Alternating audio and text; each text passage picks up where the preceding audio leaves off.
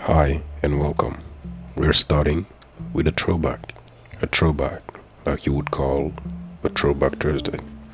A throwback like a double cheeked up on a Thursday afternoon type of throwback. A juicy throwback because we are talking about Hunter x Hunter. And the throwback in question is this magnificent fight between Chrollo and Hisoka. And as they walk us through it, as we put our hands in the matter, well, let's just dive into this juicy meal that was this fight. We start off in a really familiar place, El Famoso fight. Ladies and gentlemen, the opponents, the elusive Grim Reaper has picked for the Floor Master battle. Here for the first match as Floor Master, his name is... who could it be? Rah going around. Everybody excited. All this crowd. You know, they fighters, all types of people. But this is the thing though, the fight has so many layers. And we're gonna peel them one by one to get to that center dish. And it is Chrollo Lucifer versus Hisoka Moro. We even get the last name of the homeboy Hisoka. Here we go. And it's been a long time since you've seen these characters. But here they are. A bit revamped, as the man does. Makes them look a little bit different. But they're the same people.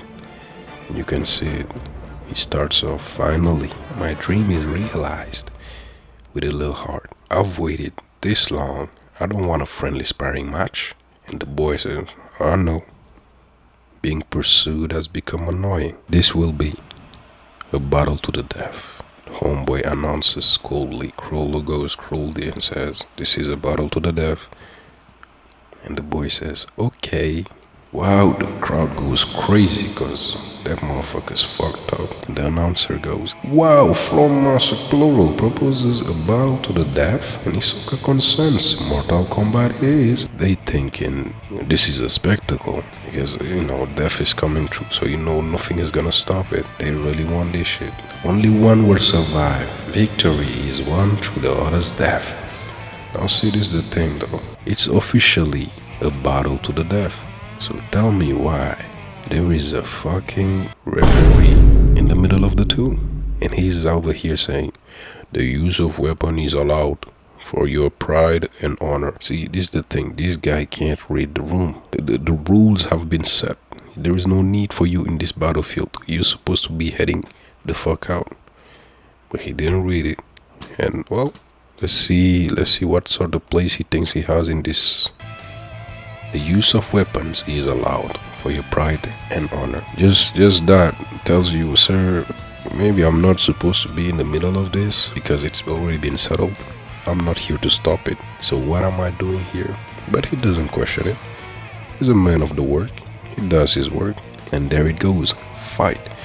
The standoff is crazy. But Chrollo doesn't seem to be looking directly in the eyes of Hisoka. But Hisoka is looking and they say, let's fight. Mr. Referee here, he's doing his job, of course. But the minute it goes down, you see the aura popping out, getting ready to fight. This one takes out the book and the other one picks up the cards. It's a conjured book and boom, they get ready. First move is on Chrollo, takes something out of his pocket. Hisoka's looking. It is something kind of familiar if you know the show. An antenna, the one that Shalnok uses. This is Black Voice. And there goes our man. The referee himself gets stabbed. And this dumbass goes, huh? Why are you surprised, sir? You were just an offering. And he goes, huh? And gets stabbed. And there goes his control. Now look at his dumbass. He's pretty much a puppet. Worst of all, first thing he does as a puppet. So the ability is Black Voice, Mobile Fate Director. He goes, I see. He left me hanging after the exorcism in order to gather his cards. He goes, come on. No. And we get another standard Chrollo using the phone. And he's already putting directives. But on his hand, the same hand using the phone, we can see another antenna. And Hisoka goes, he has another antenna. And totally puts him at a stress, Now he gotta watch out for two things. And here he goes, Mr. Referee. How ironic. He goes all Five Nights at Freddy's. And Hisoka looking like a Head ass. Announcer goes, the judge is attacking Hisoka together with Chrollo. And you know they really didn't care about this man's life because they didn't stop it because he did that. Because that's part of the rules still. But they really let the man in there. Clueless. Anyway, he goes Freddy on Hisoka. You know he ain't gonna touch it. And he goes, he plans to pin me with the judge and stab me with the antenna. That's the first thing he's thinking. He's saying, yeah, he's predicting, see, he's trying to put me down with the antenna. But that's the thing though. While he thinking that, Chrollo goes in with the hand and fakes it out. He goes, my leg, here he comes. He thought he was gonna stab him with the antenna in the leg, but that was a psych out. And Chrollo goes in with the kick, puts Hisoka him in a really awkward position. The kick hit and Chrollo retracts his hand. That's how you see it. It's a bash. He's thinking it's a feint, and the man jumps. You can already see he's in a gritty position, ready to gritty that shit up. So the man jumps, and there he goes. Damn. He's stepping on the man Hisoka, stepping on him real hard. He only has, and here Hisoka goes. The advantage of being a manipulator is that it's game over once your conditions are fulfilled. He only has one phone, so can he manipulate one person or two at once? And he's thinking maybe he can do it like send a command through a group text so that he can control two people. He's still thinking about the antenna real hard. This is where the brain play starts, because you see Chrollo puts out the antenna. He already put Hisoka on a watchful eye over the antenna. Stomp, stomp, stomp. A savage stomping is saying the announcer. Everybody's excited in the crowd. All these fighters. You gotta keep in mind, I keep repeating it, but all these fighters and all the members of the jury are watching. He says, pull out the antenna or kill the judge. And the control probably ends. The judge is the referee. But if he can only control one person, that's what Chrollo's waiting for. And here he goes. Now, here we know that Hisoka wasn't just playing the game, or getting played by the game, I should say. He was also playing his part of the game. When he kicked, it wasn't just a kick either. That kick to the referee was so he could attach his bungee gum and retract it to stop this stomping or gritty that Chrollo's putting down on him. And there he goes. Bungee gum, elastic love, he says, or contract at max speed. And Chrollo looks at it. He sees it coming up. Hisoka's looking devious, smiling at it. Chrollo jumping. He jumps, dodges it. Our friend, the referee, gets sent flying. I'm talking about rolling away. Oh, Chrollo dodges him, but you see a hand of his getting kind of close to the main man, the referee, and the referee gets up immediately. He's not feeling that shit. It's like light work, no reaction. He gets up, goes in action, steps up like a real one. He says Hisoka goes, waiting for his opportunity with the judge as his shield. It's the best strategy, whether he can control one or multiple targets.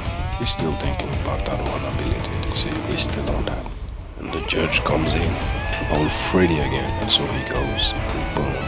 He showed me he could insta-kill on purpose, to make me always vigilant of the antenna, to wear me out. He's basically declaring drown out battle, which is true, and he's catching on, and he goes, I'm so happy. Chrollo pulls out the card, 2 love cards. One he said, he goes, you make me feel so good, and straight up slashes the judge, swift, nice little motion. There he goes, he went right to the neck, but then boom, what's going on? He thinking probably. See, first thought in his mind is the blood has to be dangerous. This ain't good. So he uses something he probably was not supposed to show yet, and that's his escape mechanism. Bungee, and gets the fuck out of there. The blood splatters but doesn't touch the man. And you might be thinking, oh, he died so fast. Chrollo pulls out the hands with both a sign of the sun and the moon on each hand. Well, on each respective hands as a sign of either the sun and or the moon, plus a plus sign, then a negative sign. Our friend the referee is officially dead if he didn't die from the antenna, And here comes the explanations. The sun and moon paired destruction. Hisoka is attached to the ceiling of the arena. But where's the book, he's thinking. One of the first things to notice pretty much is, Hisoka probably has these, emergency escapes by using his ability and sticking it to surfaces and retracting when he needs to. Because that's an easy order for him. When Chrollo goes, as you can see, it uses both hands. The mark of the sun is impressed with the left hand and the moon with the right. The audience goes, he's dead. He's dead? For real? They kinda sweating, which is a bit of a surprise. I didn't think they were at least this level of decent people. But here it goes. He says, when the marks touch each other, they explode. I just marked the judge's left hand and back. The marks themselves can be made in an instant, but for maximum effect, I need to touch the target for 3 to 5 seconds. An instant mark will result in that small blast that you just witnessed. So what he received right there was in fact a small blast, but he lets him know that a real blast, the one that he let cook, letting it really cook, a complete bomb can blow nearby victim to smithereens. And he goes, I gained this ability back home. Where's home? The hood in Nichiejoe City. And he goes, you're so kind. Are you being condescending? Hisoka's thinking, or are you really expecting me to just bend over? Chrollo responds, I won't take another draw step. I'll play with my hand face up, which is a card reference to the man with the cards. He goes, style is important in a game, right? More than the outcome. Hisoka goes, won't you be more insistent on winning? Don't be such a turn off. Of course I plan to win. But what about yourself? Because to be honest, Hisoka has been more reactive than active. Think carefully before you call after seeing my hand. Double face, bookmark team. Like I just demonstrated by using a bookmark, I can maintain that page's ability even after closing the book. I can use it concurrently with an ability on another page. Lets him know. Hisoka smiling or weirdly, he goes in his head, as long as you can fight comfortably.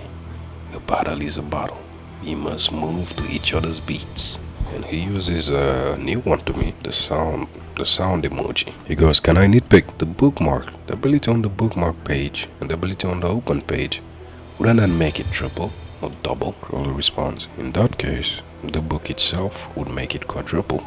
The bookmark comes with the book. It's my own ability. It's not stolen. So it's basically an ability to use 2 stolen abilities at once, or to free his hands when he uses one ability. But the true advantage of the bookmark is not having to hold the book. See? So he goes, a skill hunter required me to hold the book with my right hand when I conceived it. But when I stole an ability that required both hands, I was forced to make some adjustments. I have more annoying conditions to deal with, but I find that my combat efficiency has vastly improved. This guy probably tested it out somewhere along the lines through the whole exploration. Of the whole year he's been running away from Hisoka to gather abilities. I can use one ability with both hands free. Isn't it wonderful? With that in mind, I'll show you 3 more abilities. And so this is a declaration saying, well, look forward to that, you clown. And Hisoka goes, yes, wonderful and annoying.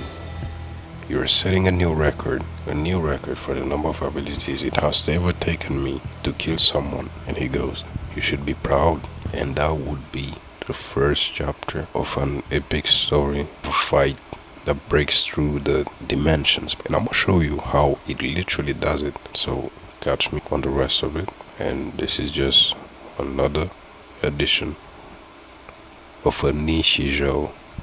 If you know, you know.